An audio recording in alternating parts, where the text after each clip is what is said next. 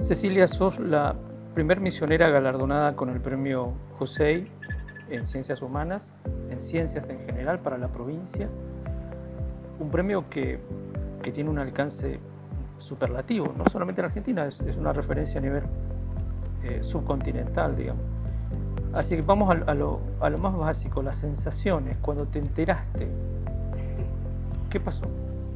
Y fue, por un lado, muy emotivo porque yo estaba terminando el cuatrimestre y como eran pocos los alumnos que habían venido y tenía que firmar una beca SIN a un becario, le dije, vamos al instituto porque ahí vamos a estar más cómodos. Así que me voy al instituto y el teléfono fijo suena poco porque todos nos manejamos más por WhatsApp. Llego al instituto, 10:30 de la mañana más o menos, y viene Copo, que es una colega, y me dice, Cecilia, teléfono para vos, del Ministerio de Ciencia y Tecnología. Yo digo, ¿qué? Y ahí me informan, usted ha sido galardonada, y yo como que no caía. Entonces después le digo a Brígida y a Copo, gané el premio Josey. Y como que no caía en mí eso, así, y justo que pasara, porque yo vivo en Puerto Rico y no estoy todos los días, pero justo ese día, en ese horario que es cuando estoy dando clases, yo estaba en el instituto. Así que fue una gran sorpresa y ahí ya me informaron que me iban a avisar cómo iba a funcionar para ir a Buenos Aires, que el premio iba a ser entregado por el propio presidente, así que dependía de la agenda presidencial. Y si yo podía ir con un acompañante. Y para mí era tan emocionante que yo dije, no puedo llevar un acompañante. ¿A quién elijo? ¿A mi marido? ¿O a mi hijo mayor? ¿O a la del medio? ¿O a cuál de las mellizas? Entonces me encontré como en un dilema. Así que cuando me llaman la siguiente vez les digo, prefiero que no usar los pasajes en avión, quiero ir con mi familia. Entonces me dijeron, bueno, en vez de darle los pasajes en avión y el alojamiento para 2 personas, le vamos a dar el alojamiento para los 6.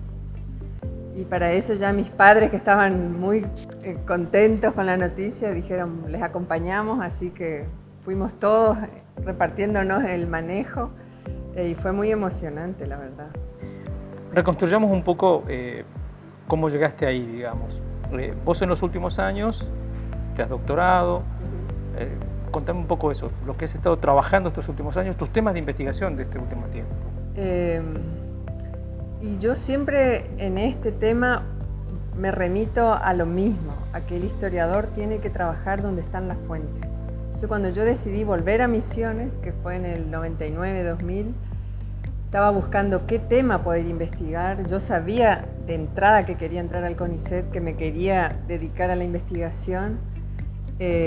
Y hasta ese momento en la facultad que yo estudié en Buenos Aires, hice ahí el profesorado y la licenciatura en Historia, siempre me había dedicado a temas jesuíticos, porque aparte era de Misiones y entonces cuando podía trabajaba sobre Antonio Ruiz de Montoya, ahí está el Archivo de Indias en la Biblioteca Nacional, iba mucho al Archivo General de la Nación, a la Sala 9, que es todo el periodo jesuítico. Pero me vi que volví a Misiones y ya no podía ir a Buenos Aires, a la Sala 9, como iba mientras estudiaba. Así que dije, ¿qué voy a estudiar?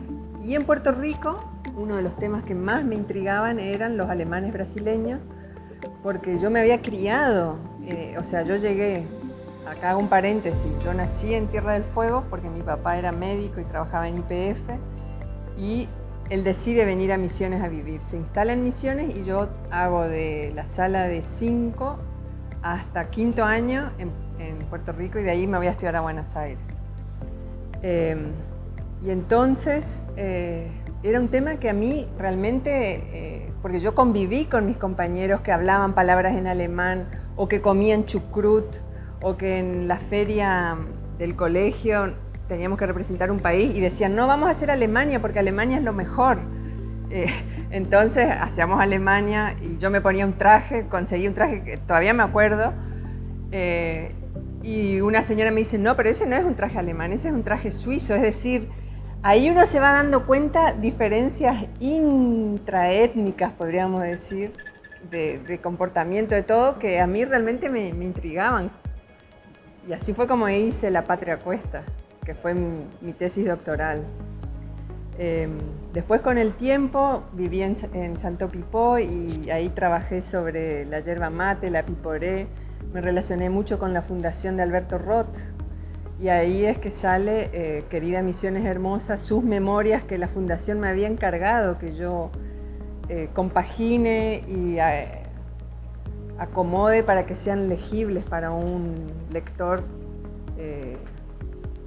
de la zona o cualquier persona que quisiera saber sobre esta figura que fue muy importante a nivel misionero, diría yo. Me gusta el título La Patria Cuesta porque me parece una síntesis formidable de lo que uno es, en cierto modo, ¿no? Uno es todo lo que ha sido, lo que puede ser, lo que han sido los otros que lo han formado. En este sentido también, desde el punto de vista disciplinar, te implicó empezar a tomar conocimientos prestados de otras ciencias humanas, de otras ciencias sociales. ¿Cómo fue misturar esas cosas con la historia?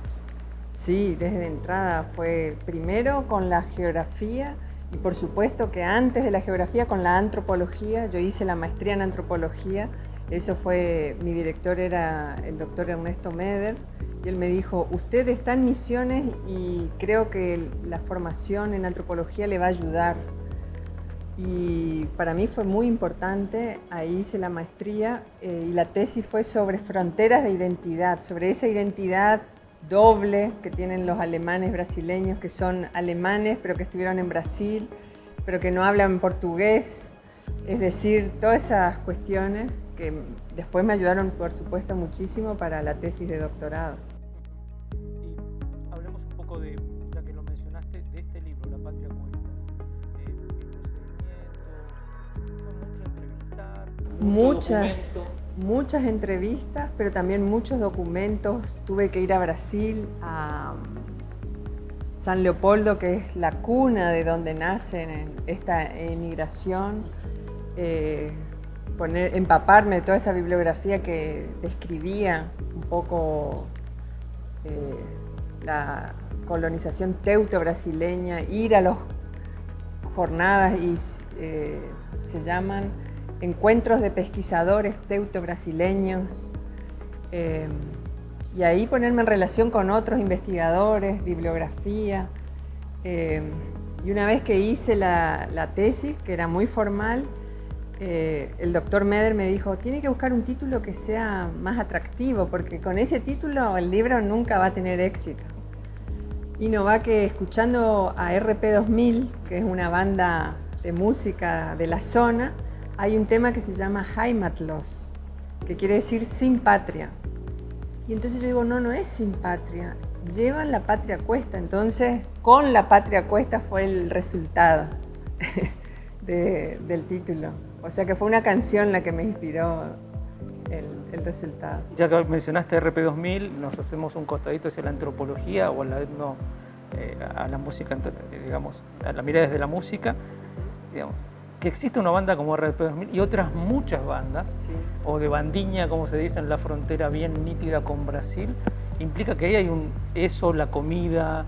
Sí, y gente que a su vez sabe tocar los instrumentos, que es algo que en familia se aprende, ya sea la guitarra, que es uno de los instrumentos, pero sobre todo el bandoneón, el acordeón, la verdulera.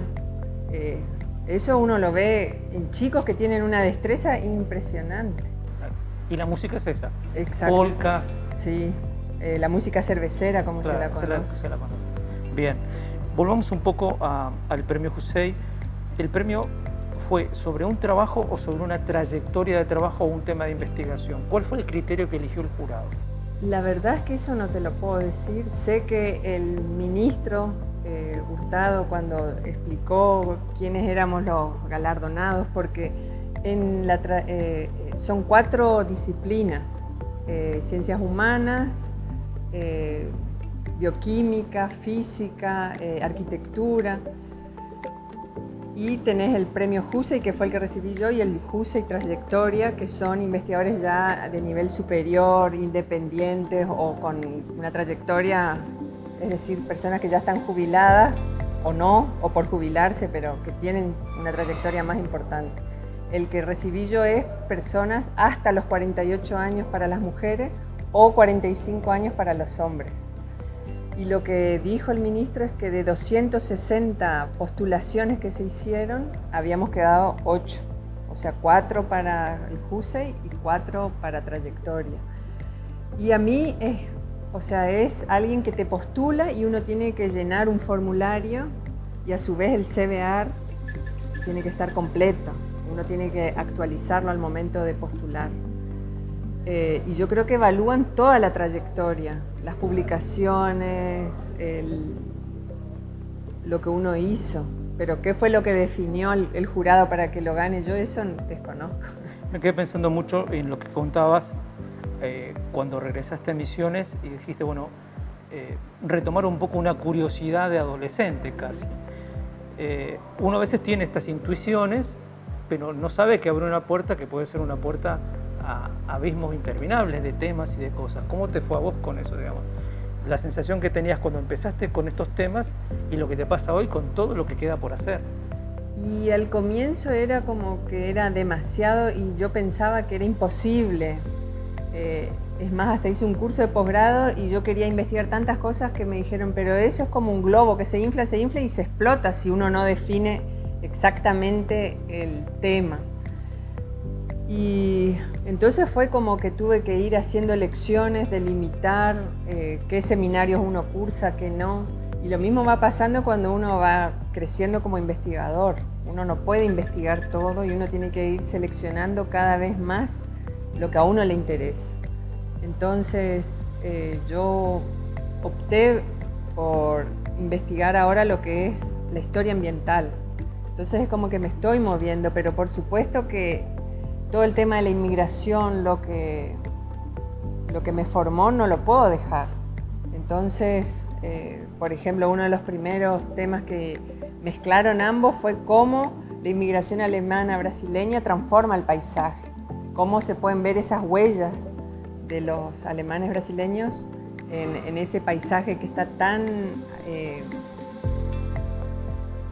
humanizado, con las chacras, las olerías, las fábricas de almidón, los jardines tan prolijos, los árboles todos podados de cierto modo.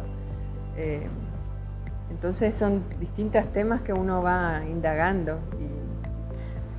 Hablemos del tema de formación de equipos. En tu caso, ¿trabajas en equipo? ¿Hay gente más joven aún que te está acompañando? ¿Estás formando gente? Ese es uno de los objetivos más importantes que tengo y a fines del 2020 gané un PIP, que es Proyectos de Investigación Plurianual de 2 a 3 años. Este es de 3 años. No es mucho el financiamiento, pero la idea es formar un equipo que investigue un tema y ahí uno puede ir formando becarios, tesistas, y este proyecto se llama Cartografía Etnográfica e Historia Ambiental de Misiones y trato de abarcar desde 1881, es decir, cuando se inicia el territorio nacional, hasta el censo del 2010. Por ahí nos animamos y vamos hasta el último censo, que todavía no están los resultados, pero estamos viendo ahí en el equipo hasta dónde se llega. Y ahí hablamos de historiadores, sí, antropólogos, geógrafos, sí, geógrafos, antropólogos e historiadores somos por ahora. ¿Y publicaciones? ¿Los chicos ya están haciendo algo? ¿Están preparando? Estamos preparando. Algunos son como publicaciones individuales que tienen que ver con su tema de investigación y hay otros que estamos empezando a hacer en conjunto. Por ejemplo, yo con una antropóloga, que es Marilyn Cebolla, que es la vicedirectora, tocamos más que nada el tema de las relaciones de contacto, porque es un proyecto que ella dirige y que ahí nos unimos como las fuerzas. Con Marina Miraglia, que es geógrafa, que la conocí en un congreso de ciencias ambientales, de historia ambiental, Fue el tercer congreso que se hizo en Florianópolis, muy importante, y yo realmente dije, ahí tengo que ir. Y ahí la conocí y con ella hemos trabajado ahora en conjunto. A pesar de que estaba la pandemia, nos conectábamos por Zoom y hicimos un artículo que es sobre las transformaciones de la selva paranaense. Sacamos un manual sobre historia ambiental para la escuela secundaria, que ya está disponible online. Y bueno, tenemos proyectos así que van saliendo. Uno a veces tiene el prejuicio que